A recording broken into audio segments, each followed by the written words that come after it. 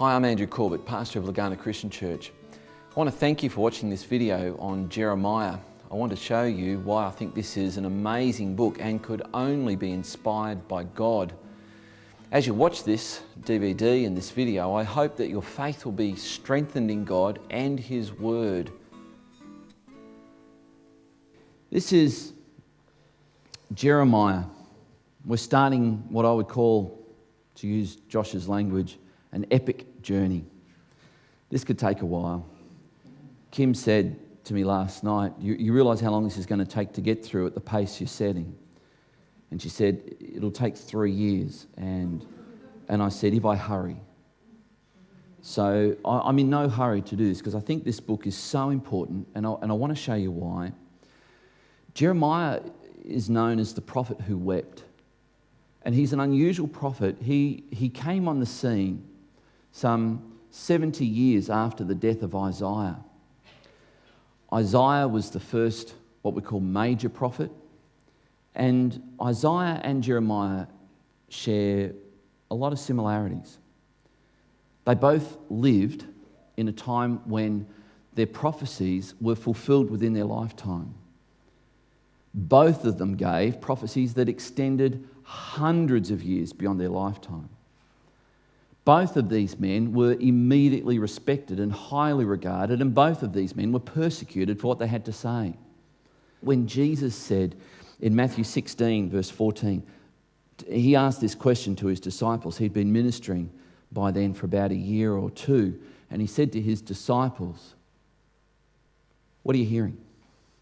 Who do people say that I am?"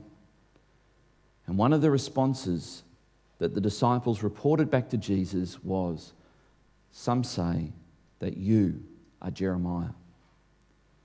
So even in his day, people could see the parallels between Jeremiah and Jesus. So this book is really, really important.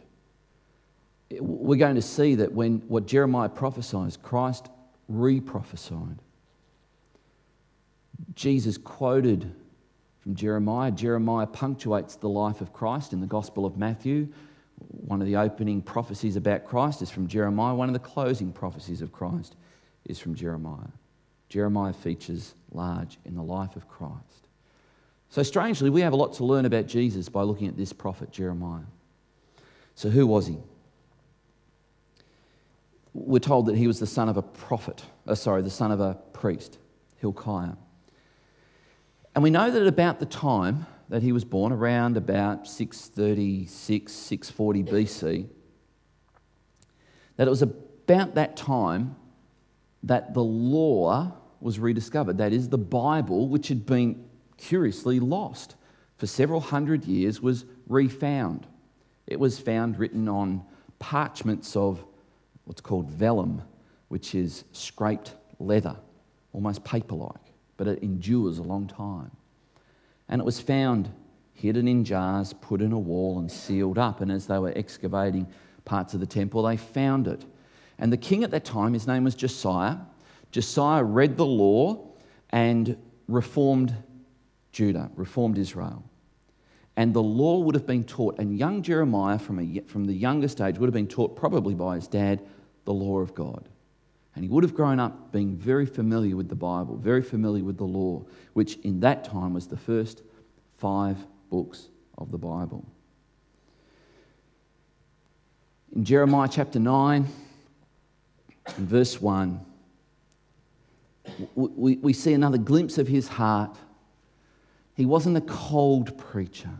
He wasn't someone who just preached. In fact, one of the outstanding parts of Jeremiah is that we read that he delivered these prophetic words, and then we get a glimpse of how he felt when he gave those words and how people responded to him when he gave those words. And he says this in Jeremiah chapter 9, verse 1, "Oh, that my head were waters and my eyes a fountain of tears, that I might weep day and night for the slain of the daughters of my people."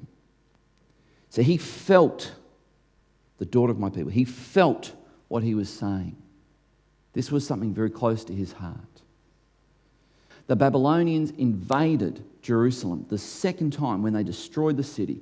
They actually did it in 3 waves. The first wave, they came in and took all the elite officials. That included people like Daniel. The second time they came in, they destroyed the city.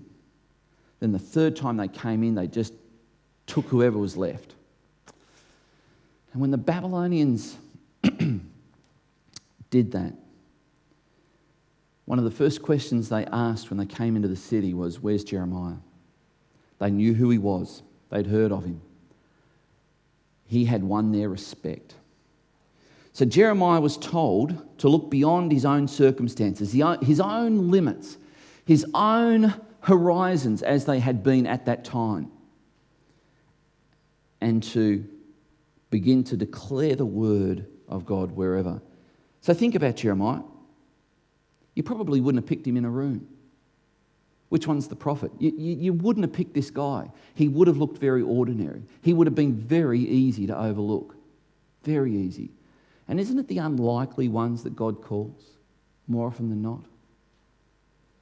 But when they actually do what they're called to do, isn't it amazing how we can then look back and go, wow, didn't God prepare them? Isn't that the case with Moses? Was he prepared to speak before Pharaoh? Absolutely. He spent 40 years in Pharaoh's palace being groomed and prepared. And you could probably look at your life and go, look, my life is just mundane, routine. There's nothing outstanding about my life, which I would challenge and question that. But I think God is actually preparing each one of us all the time for something he wants us to do. And Jeremiah would have been very easy to overlook, and maybe you have felt that way as well.